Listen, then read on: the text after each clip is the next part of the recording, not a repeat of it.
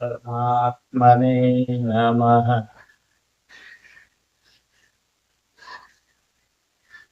प्रिय भक्तजनों, अब श्रीमद् भागवत गीता यथार्थ गीता के अध्याय 4 के श्लोक नंबर 31 के विषय में बताने जा रहा हूँ, जिसे आप ध्यान पूर्वक सुने। यज्ञ श्रेष्ठामृत भुजो यान्ति ब्रह्म सनातनम् नायं लोकोऽस्ति यज्ञस्य कुतोऽन्यः पुरुषोत्तम। हे कुरुश्रेष्ठ अर्जुन, भगवान श्री कृष्ण कहते हैं कि हे कुरुश्रेष्ठ अर्जुन, यज्ञ शिष्टामृत भुजो, यज्ञ जिसकी सृष्टि करता है, जिसे अवशेष छोड़ता है, वह है अमृत। उसकी प्रत्यक्ष जानकारी ज्ञान है। उस ज्ञानामृत को भोगने अर्थात प्राप्त करने वाले योगी जन यान्ति ब्रह्म सनातनम, शाश्वत सनातन पर ब्रह्म को प्राप्त होते हैं। यज्ञ कोई ऐसी वस्तु है जो पूर्ण होते ही सनातन पर ब्रह्म में प्रवेश दिला देती। यज्ञ न करें तो आपत्ति क्या है? भगवान श्री कृष्ण कहते हैं कि यज्ञ रहित पुरुष को पुनः यह मनुष्य लोक अर्थात मानव शरीर भी सुलभ नहीं होता। फिर अन्य लोक कैसे सुखदायी होंगे? उसके लिए तो तिर्यक योनियां सुरक्षित, इससे अधिक कुछ नहीं। अतः यज्ञ करना मनुष्य मात्र के लिए नितांत आवश्यक है।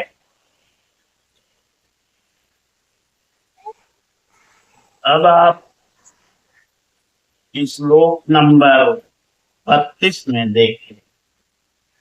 एवं बहुविधा यज्ञा वितता ब्रह्मणो मुखे कर्मजान् विद्धि तान् सर्वान् एवं ज्ञात्वा विमोक्ष्यसे।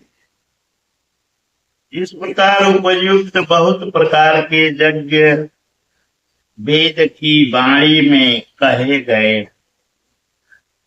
ब्रह्म के मुख से विस्तारित प्राप्ति के पश्चात महापुरुषों के शरीर को पर ब्रह्म धारण कर लेता है। ब्रह्म से अभिन्न अवस्था वाले उन महात्माओं की ही मात्र यंत्र होती है। उनके द्वारा वह ब्रह्म ही बोलता है। उनकी वाणी में इन यज्ञों का विस्तार किया गया। इन सब यज्ञों को तो कर्म जान विधि, कर्म से उत्पन्न हुआ जान, यही पहले भी कह आए। यज्ञ कर्म समुद्भवः, उन्हें इस प्रकार क्रियात्मक चलकर जान लेने पर अभी बताया। यज्ञ करके जिनका पाप नष्ट हो चुका है, वही यज्ञ की यथार्थ ज्ञाता है। अर्जुन, विमोक्ष्य से संसार बंधन से पूर्णतः छूट जाएगा। यहाँ योगेश्वर ने कर्म स्पष्ट कर दिया। वह हरकत कर्म है जिससे उपयुक्त यज्ञ पूर्ण होते। अब यदि दैवी संपद का अर्जन, सदगुरु का ध्यान, इंद्रियों का संयम, श्वास का प्रश्वास में हवन, प्रश्वास का श्वास में हवन, प्राण अपान की गति,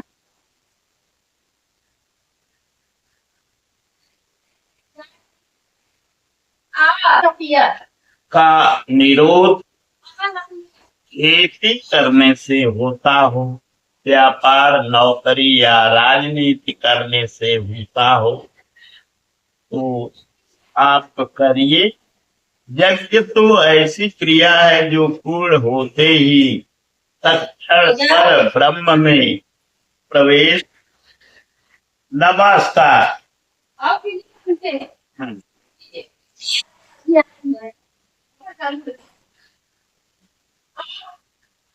विदा देती है। बाह्य किसी भी कार्य से आप तत्क्षण ब्रह्म में प्रवेश पा जाते हो तो कीजिए। वस्तुतः यह सबके सब यज्ञ चिंतन की अंतःक्रिया है, आराधना का चित्रण है जिससे आराध्य देव विदित होता है। यज्ञ उस आराध्य तक की दूरी तय करने की निर्धारित प्रक्रिया विशेष है। यह यज्ञ श्वास प्रश्वास प्राणायाम इत्यादि जिस क्रिया से संपन्न होते हैं उस कार्य प्रणाली का नाम कर्म है। कर्म का शुद्ध अर्थ है आराधना, चिंतन।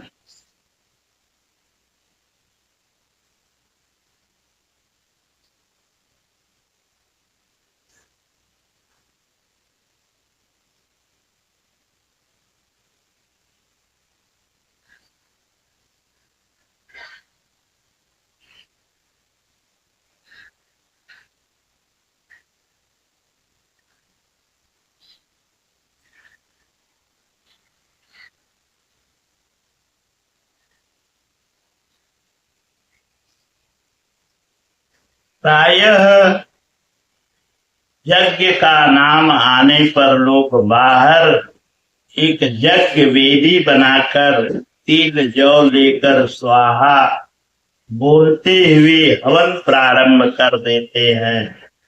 यह एक धोखा है। द्रव्य यज्ञ दूसरा है जिसे श्री कृष्ण ने कई बार कहा। पशु बलि, वस्तुदाह इत्यादि से इसका कोई संबंध नहीं। अब आप श्लोक नंबर 33 में देखें। श्रेयान् द्रव्यमयाज्ञानयज्ञः परन्तप सर्वं कर्माखिलं पार्थ ज्ञाने परिसमाप्यते। हे अर्जुन, द्रव्यों से सिद्ध होने वाले यज्ञ की अपेक्षा ज्ञान यज्ञ, जिसका परिणाम ज्ञान साक्षात्कार है, यज्ञ जिसकी सृष्टि करता है, उस अमृत तत्व की जानकारी का नाम ज्ञान है। ऐसा यज्ञ श्रेयस्कर परम कल्याणकारी। एक बार संपूर्ण कर्म ज्ञान में शेष हो जाते हैं। परिसमाप्यते, भली प्रकार समाहित हो जाते। ज्ञान यज्ञ की पराकाष्ठा, उसके पश्चात कर्म किए जाने से न कोई लाभ है और न छोड़ देने से उस महापुरुष की कोई क्षति ही होती।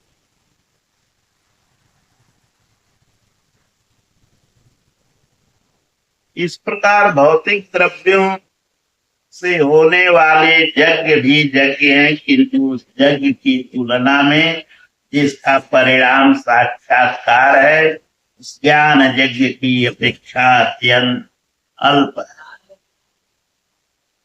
आप करोड़ों का हवन करें, सैकड़ों यज्ञ वेदी बना दें, सतपथ पर द्रव्य लगावें, साधु संत महापुरुषों की सेवा में द्रव्य लगावें, किंतु इस ज्ञान यज्ञ की अपेक्षा अत्यंत अल्प।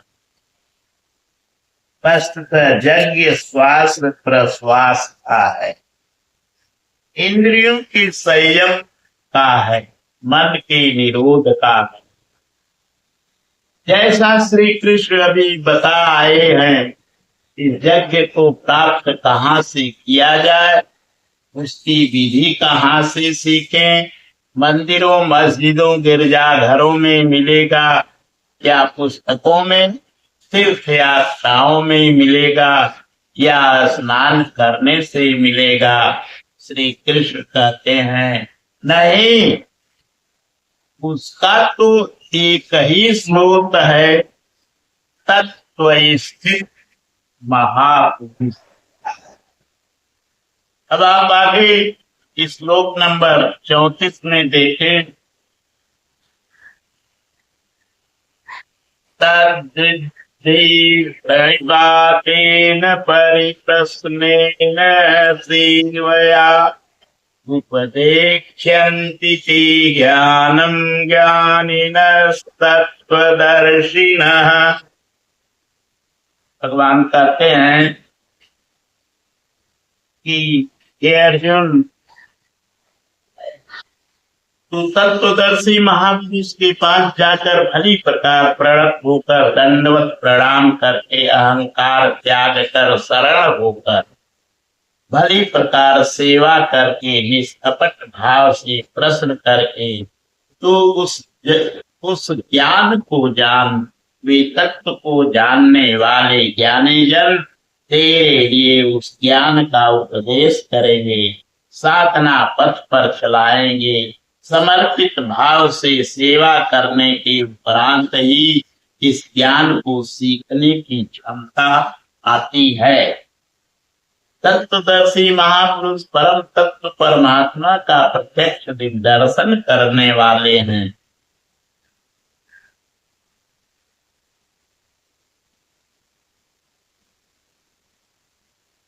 यज्ञ की विधि विशेष के ज्ञाता हैं और वही आपको भी सिखाएंगे। यदि अन्य यज्ञ होता है तो ज्ञानी तत्वदर्शी की क्या आवश्यकता थी? स्वयं भगवान के सामने ही तो अर्जुन खड़ा था, भगवान उसे तत्वदर्शी के पास क्यों भेजते हैं? वस्तुतः श्री कृष्ण एक योगी थे, उनका आशय है कि आज तो अनुरागी अर्जुन मेरे समक्ष उपस्थित है, भविष्य में अनुरागियों को कहीं भ्रम न हो जाए कि श्री कृष्ण तो चले, अब किसकी शरण में जाएं। इसलिए उन्होंने स्पष्ट किया कि तत्वदर्शी के पास जाओ, वे ज्ञानी जन तुझे उपदेश करेंगे। और श्लोक नंबर 34 में बताते हैं, ज्ञात्वा न पुनर्मोहमेवं यास्यसि पाण्डव येन भूतान्यशेषेण द्रक्ष्यस्यात्मन्यतो मयि। इस ज्ञान को उनके द्वारा समझकर तो इस प्रकार के कभी मोह को प्राप्त नहीं होगा। उनसे दी गई जानकारी के द्वारा उस पर चलते हुए तुम अपनी आत्मा के अंतर्गत संपूर्ण भूतों को देखेगा, अर्थात सभी प्राणियों में इसी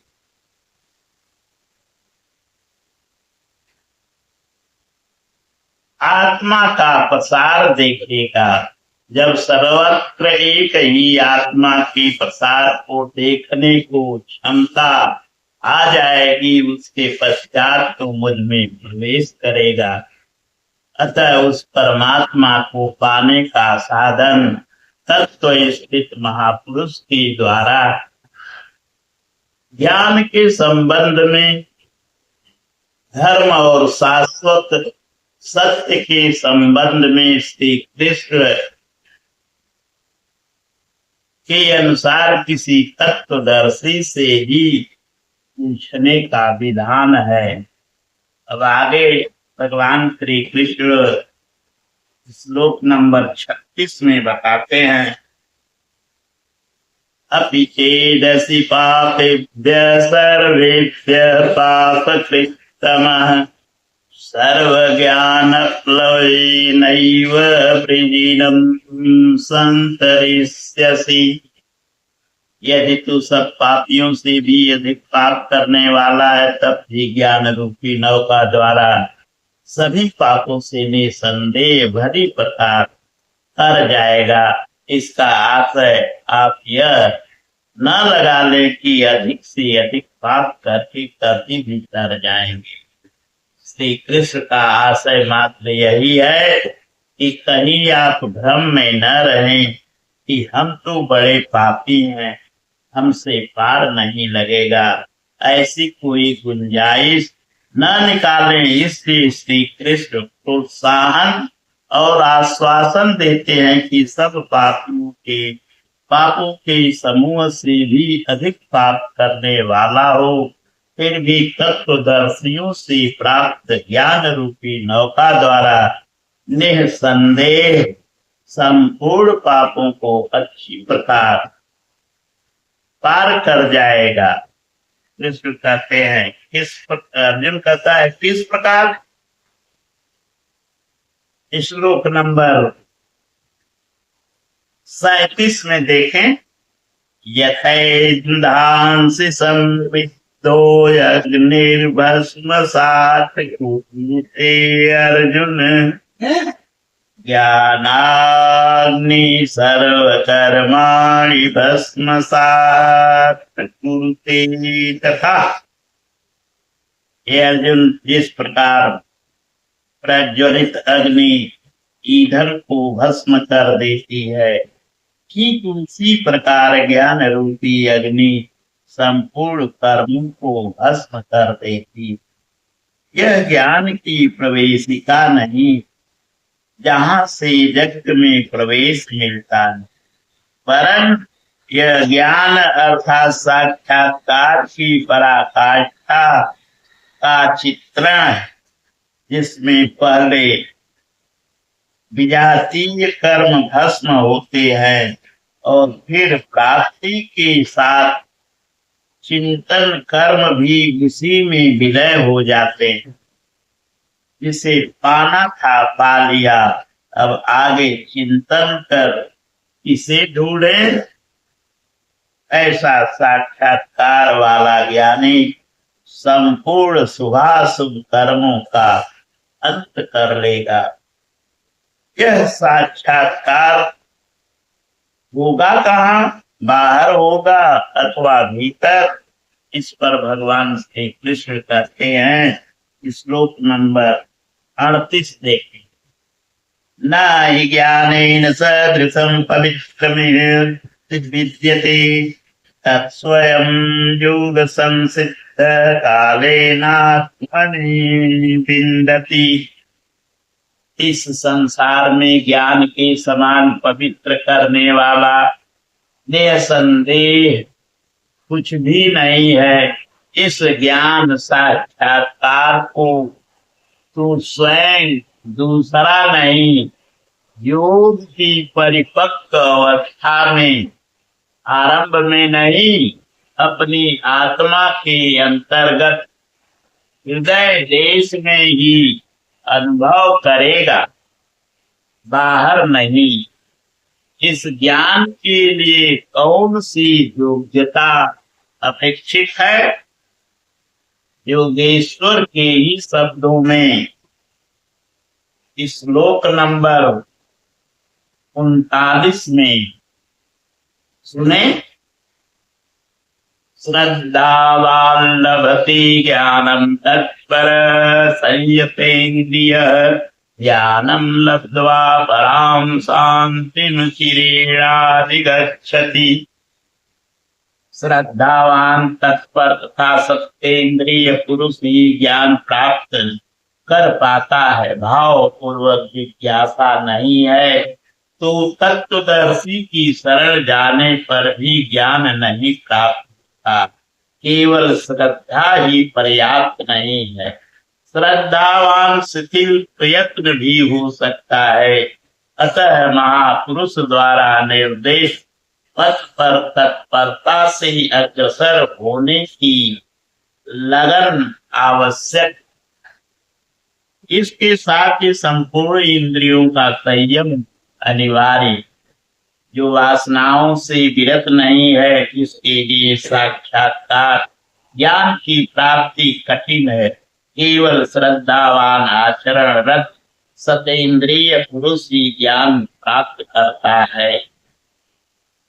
ज्ञान को प्राप्त कर वह तत्क्षण परम शांति को प्राप्त हो जाता है। इसके पश्चात कुछ भी पाना शेष नहीं रहता। यही अंतिम शांति। फिर वह कभी अशांत नहीं होता। और जहाँ श्रद्धा नहीं है,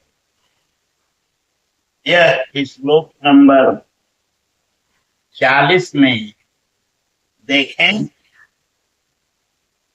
अज्ञास्यासक्तधानस्य संशयात्मा विनश्यति।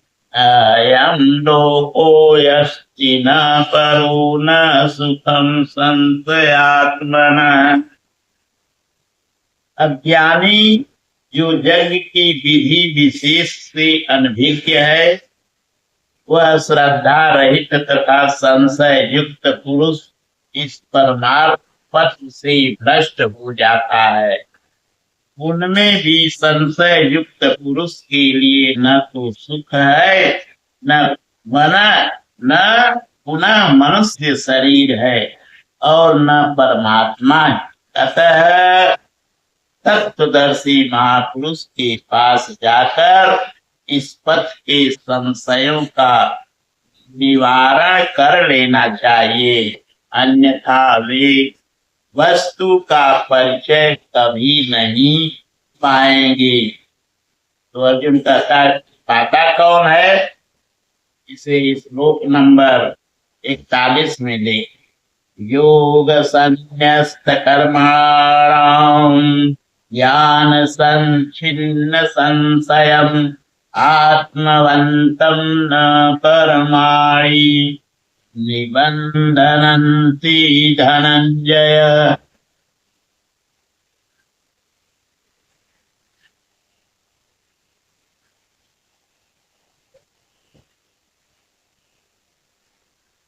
जिसके कर्म योग द्वारा भगवान में समाहित हो चुके हैं, जिसका संपूर्ण संशय परमात्मा की प्रत्यक्ष जानकारी द्वारा नष्ट हो गया है, परमात्मा से संयुक्त ऐसे उसको कर्म नहीं बांधते। योग के द्वारा ही कर्मों का शमन होगा, ज्ञान से ही संशय नष्ट होगा। अतः श्री कृष्ण श्लोक नंबर 42 में कहते हैं कि तस्मात् ज्ञान संभूतम् मृतस्थं ज्ञानासिनातनं नात्मनः चित्वैनं संशयं योगमातिष्ठोत्तिष्ठ भारत। इसलिए भरतवंशी अर्जुन, तू योग में स्थित हो और अज्ञान से उत्पन्न हुए हृदय में स्थित अपने इस संशय को ज्ञान रूपी तलवार से काट युद्ध कीजिए, खड़ा हो। जब साक्षात्कार में बाधक संशय रूपी शत्रु मन के भीतर है तो बाहर कोई किसी से क्यों लड़ेगा। वस्तुतः जब आप चिंतन पथ पर अग्रसर होते हैं तब संशय से उत्पन्न बाह्य प्रवृत्तियां बाधा के रूप में स्वाभाविक हैं। ये शत्रु के रूप में भयंकर आक्रमण करती हैं।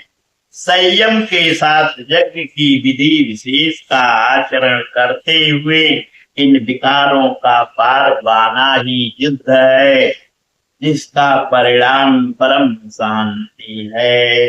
यही अंतिम विजय है, जिसके पीछे हार नहीं है।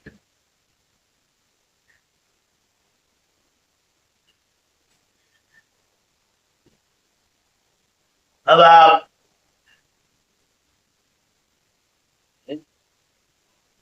श्रीमद् भागवत गीता यथार्थ गीता की अध्याय 4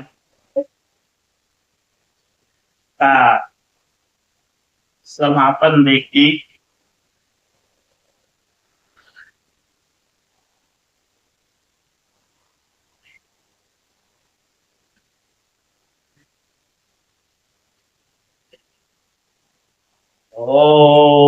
ओम तत्सदिति श्रीमद्भगवद्गीतासु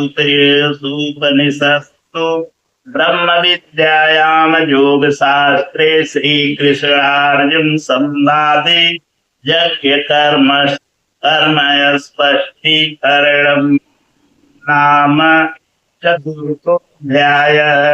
इस श्रीमद् भगवत गीता रूपी उपनिषद एवं ब्रह्म विद्या तथा योग शास्त्र विषय श्री कृष्ण और अर्जुन के संवाद में यज्ञ कर्म स्पष्टीकरण नामक चौथा अध्याय पूर्ण होता है। इति श्रीमत् परमहंस परमानंदस्य शिष्य स्वामी अड़गड़ानंद कृते श्रीमद्भगवद गीताया यथार्थ गीता भाष्ये यज्ञ कर्म स्पष्टीकरणम् नाम चतुर्थोऽध्याय। इस प्रकार श्रीमद् परमहंस परमानंद जी के शिष्य स्वामी अड़गड़ानंद कृत श्रीमद् भागवत गीता के भाष्य यथार्थ गीता में यज्ञ कर्म स्पष्टीकरण नामक चौथा अध्याय पूर्ण होता है। हरि ओम तत्सत्। ओम श्री परमात्मने नमः। ओम श्री गुरुदेव भगवान की जय।